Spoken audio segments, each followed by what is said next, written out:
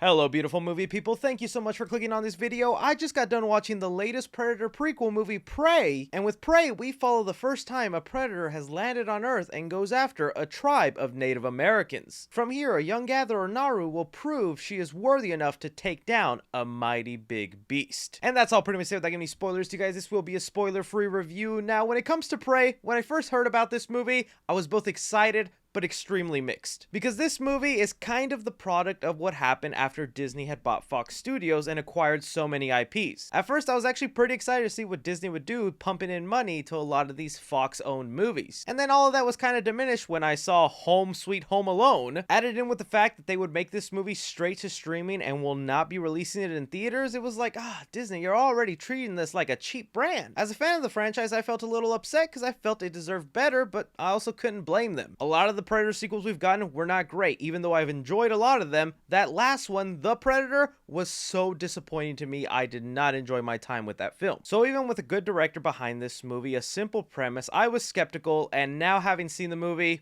oh yeah, this is the best Predator sequel we've gotten since the original. But like I was saying earlier, that really isn't saying much when a lot of the sequels have not been up to par. But I mean it when I tell you, this should have been a movie released in theaters because it deserves all the love and praise it's about to get from Predator fans. The best decision this director, Dan Trachtenberg, took with Prey was to take the Predator franchise back to its roots, almost back to the drawing board, because I feel like with the Predator franchise, I put it in that same category I do with Jurassic Park, the Terminator franchise, and heck, maybe even a little bit the Alien franchise, where it was this series that started off kind of small scale. There were these high concept sci-fi thriller movies that had a simple premise and also a horror tone to them that just got completely lost as the sequels went on, and the studios felt you need to make a movie bigger and bigger for people to care. And that's how we end up with a lot of these reboots, mixed timelines, stories that don't connect, just disappointing the fans over and over, which I think to me is exactly the reason why Disney thought it should just go to streaming, because it's like, if you want to go back to the drawing board and tell a basic story, fine, but you're gonna do it on a streaming service because this isn't the big blockbuster movie people expect from the Predator franchise anymore. But who freaking cares when you get a great story like this, because you can also tell the creative team behind this movie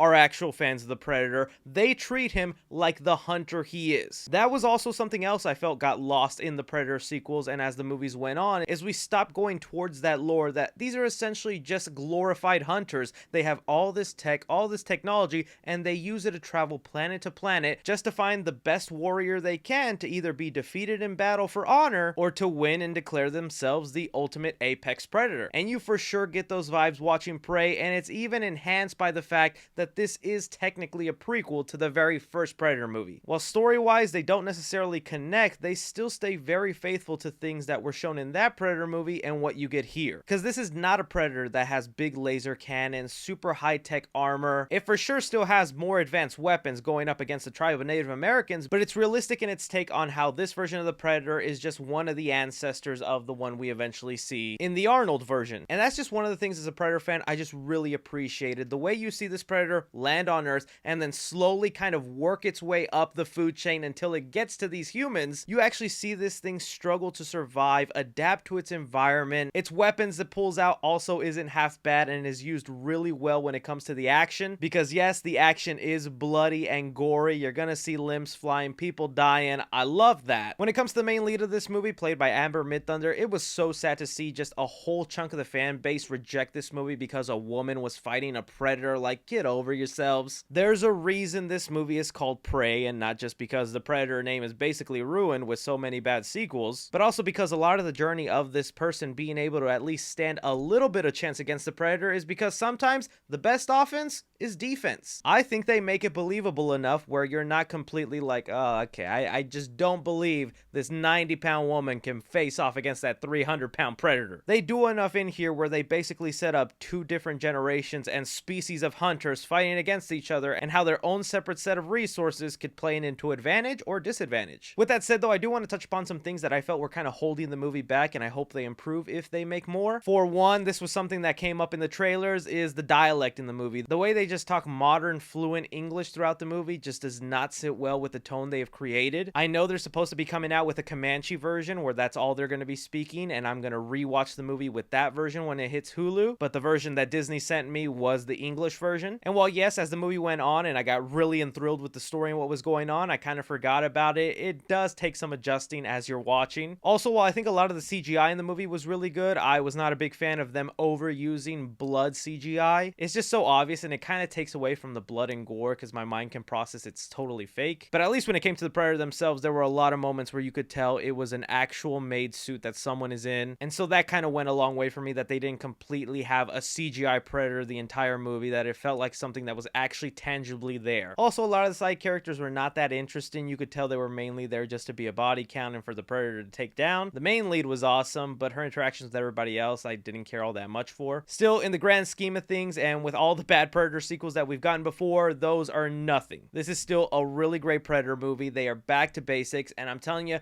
Terminator, Alien franchise, even Jurassic Park, take a page out of this movie.